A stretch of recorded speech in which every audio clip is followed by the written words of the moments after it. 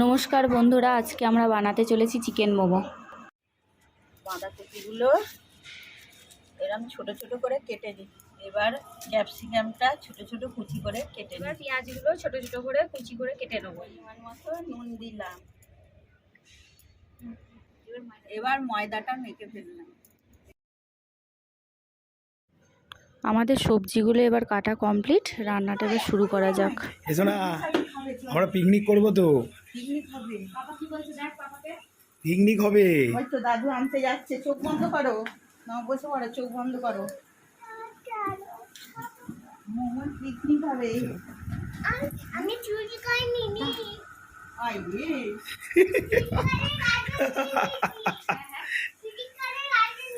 আচ্ছা ঠিক আছে। চুরি করেছে বলে ছুটছে।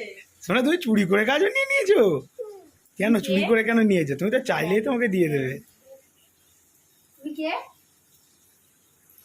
হ্যাঁ, তোমার নাম কি? তোমার নাম কি? হ্যাঁ, র‍্যাবিট। তুমি র‍্যাবিট?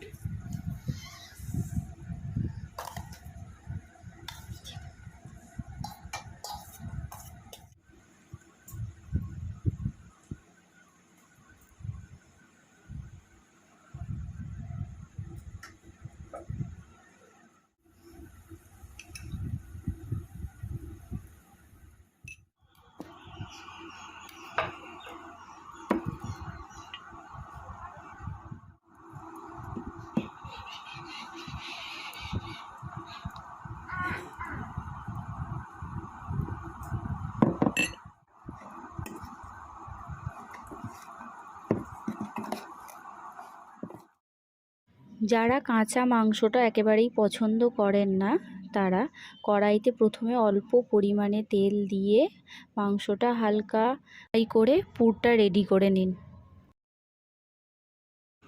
এবার স্যুপ তৈরির জন্য কড়াইতে অল্প পরিমাণে তেল দিয়ে চিকেন আর কুচি করা সবজি হালকা ফ্রাই করে বয়েল করে নিন।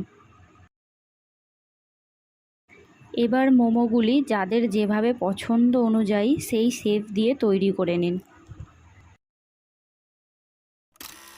এবার মোমোগুলি আমাদের তৈরি। এই মোমো স্টিমারের মধ্যে অল্প পরিমাণে রিফাইন অয়েল মাখিয়ে নেব, যাতে মোমোগুলি নিচে না লেগে যায়। মোমোগুলি সাজিয়ে নিলাম।